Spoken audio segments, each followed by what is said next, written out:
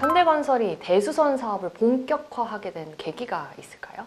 현대건설에서 재건축이나 재개발 엄청나게 대규모 사업은 하고 있지만은 노후도가 30년 이상이 된 아파트들이 지금 진행되고 있는데, 지금으로부터 지어진 지 한 20년 된 아파트들은 지금의 30년 된 아파트하고 비교해서는 구조적인 성능 부분에 굉장히 차이가 있다고 봅니다. 다시 말씀드리면은 과거의 아파트와 지금의 아파트는 구조적으로 안정이 돼 있다는 뜻이죠.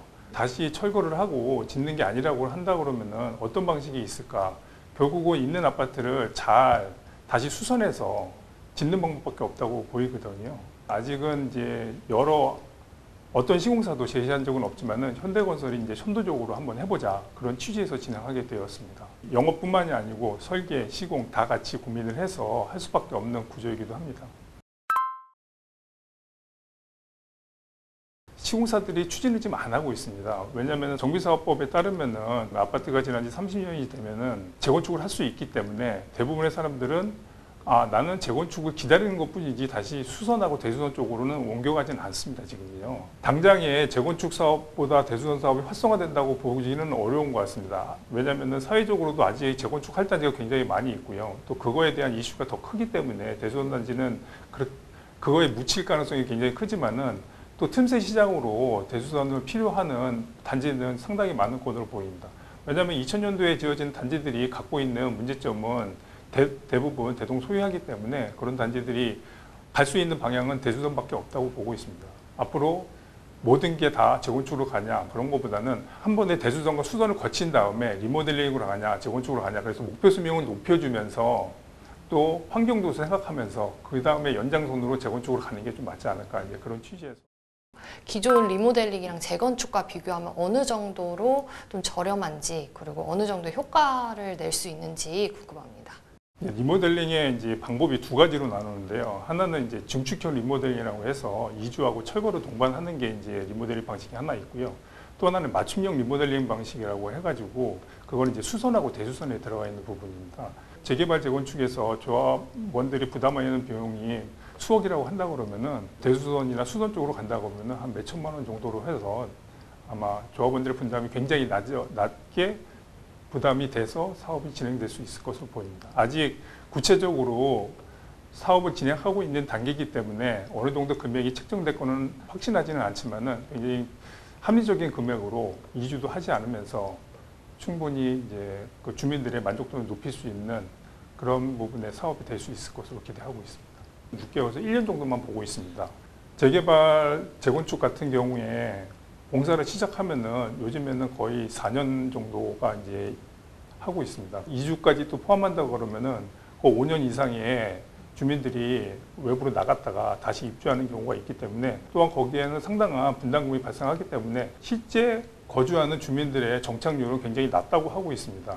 하지만은 저희가 추진하는 수선이나 대수선 방식의 신사업은 주민들이 이주를 하지 않고 이주를 하는 방식이 아니기 때문에 그런 부분에 대해서도 좀 안정적이라고 볼 수 있다고 생각하고 있습니다. 주민들의 과반의 동의를 얻으면은 이제 사업이 진행하는데요. 공동주택관리법은 관리에 초점을 맞춰 있기 때문에 개선하는 부분은 조금 부족한 이제 그 법에 있습니다. 대수선이 반드시 공동주택관리법만 되는 건 아닙니다. 이제 주택법으로도 가능한데요. 주택법과 공동주택관리법의 차이가 좀 있습니다. 주택법은 어떻게 보면은 이제 동의하지 않는 사람에 대한 강제적인 사항이 좀 있는 반면에 공동주택관리법은 이제 그런 부분이 좀 부족합니다.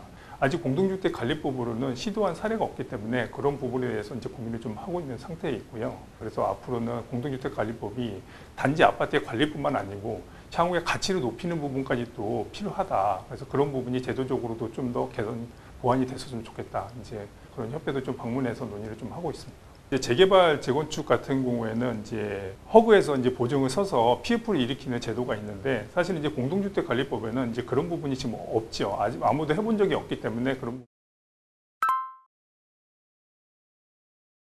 삼성동에 굉장히 평당 1억짜리 아파트임에도 불구하고 커뮤니티 시설이 거의 전무하다시피 했습니다. 주민들이 커뮤니티 시설을 신설하거나 증축하고자 하는 욕구가 굉장히 컸었거든요. 저희도 20년 된 아파트의 그런 부족한 부분을 채워주는 그런 또 필요성을 느꼈었고요. 서로 간에 니즈가 잘 맞았다고 봅니다. 아파트에 필요한 부분을 저희가 설계에 담아서 제시하면은 그 부분을 가지고 입주자 대표회의는 주민들의 동의를 받은 거치를 거칠 겁니다. 그러면 연말 정도에는 동의율이 맞춰지면 바로 사업이 진행되는 건가요?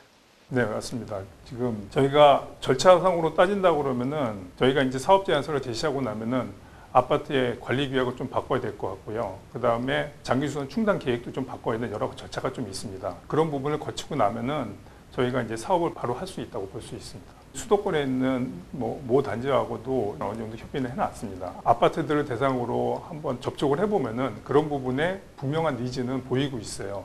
다만 공사를 하고 싶은데 그런 전체적인 공사를 해주는 시공사가 아직 없었던 거죠. 서울에 있는 20년 된 아파트는 주차장 시설은 지하에 있고 주차 시설도 어느 정도는 확보되어 있습니다.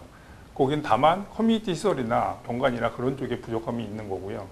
또 수도권에 있는 아파트들은 실제 주차 대수도 많이 부족하고요. 녹지 공간도 많이 부족한 상태에 있습니다. 지금 서울에 있는 아파트와 수도권에 있는 아파트, 예를 들면 20년 된 아파트와 30년 된 아파트는 차별화를 일으켜가지고 단지 모델을 좀 구성을 해야 됩니다.